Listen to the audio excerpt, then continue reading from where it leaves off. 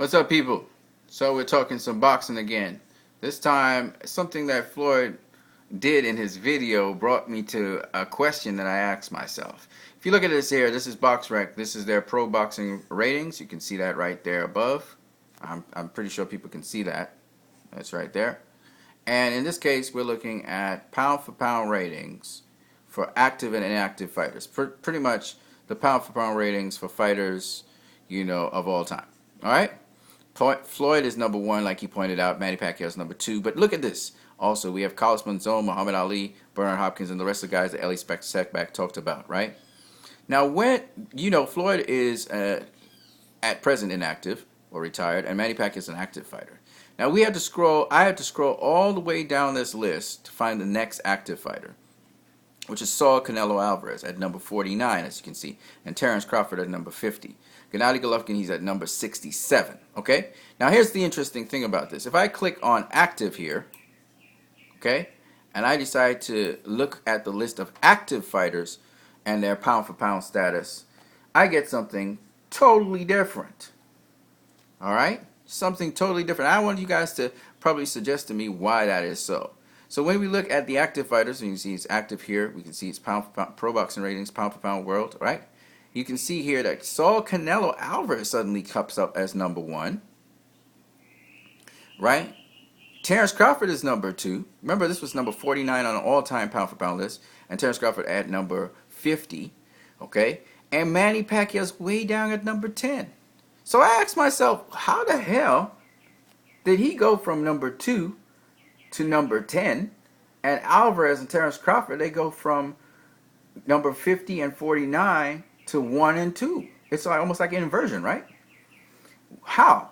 And then I started asking myself that question, and I came with this answer. The pound-for-pound ratings we're looking at in real time right now is done on a yearly basis. So if somebody's pound-for-pound number one, it would be for the period 2018 to 2019, right?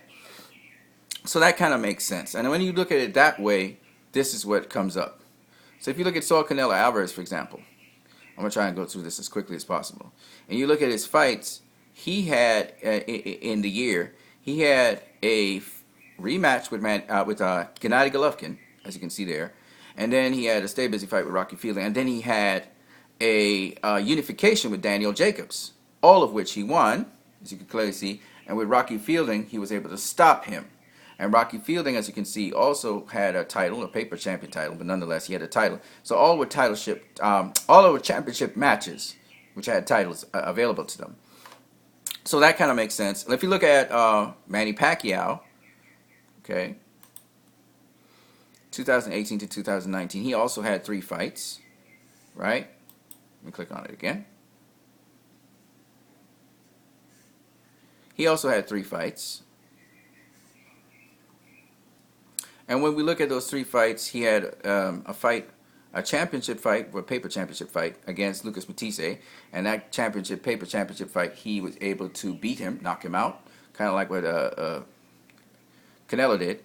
Then he had a fight with Adrian Broner. Even though Adrian Broner has a great status in boxing, that is, he's a 4-divisional world champion, at this point in time, it was really Adrian Broner facing Manny Pacquiao for Manny Pacquiao's belt, or paper champion belt, whatever you want to call it, which was the WBA World Welterweight Championship. Now, Adrian Broner had been beaten by Sean Porter, Mikey Garcia, and also by Marcos Maidana. And the thing about Adrian Broner was he doesn't let his hands go, which was the case in that fight as well, right?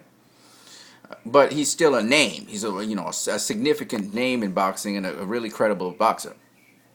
Then he had the great fight with Keith Thurman, in which he fought for the actual WBA championship title, which was the Super World Welterweight title. Keith Thurman, formerly being the number 1 welterweight in the world, retired from boxing, came back and was the number 3 welterweight in the world. So if you look at it, Canelo, faced tougher competition, I think, than Manny Pacquiao, which would explain why Canelo Alvarez is the number 1 pound-for-pound fighter in the world today, whereas Manny Pacquiao was not. Okay, because he fought a unification, and he also faced the number 1 and number 2 middleweights in the world. Right? It was Gennady Golovkin was the number 1, and then after himself, it would have been Danny Jacobs, which would have been the number 2 when he became number 1. So there you go. So that explains that. But what do you guys think? Do you guys think that maybe my explanation is not perfectly clear and maybe Manny Pacquiao should have been the number 1 pound-for-pound fighter in the world today? And what do you say about these other fighters who are ranked above him? We have Terrence Crawford, Gennady Golovkin ranked above Manny Pacquiao, Errol Spence Jr., Vasily Lomachenko, Alexander Usyk, Miguel Berchelt being ranked above Manny Pacquiao, as well as Callum Smith being ranked above Manny Pacquiao and Leo Santa Cruz. What do you guys think about that? Leave your comments in the comment section below with some explanations for your answer. You guys have a great one.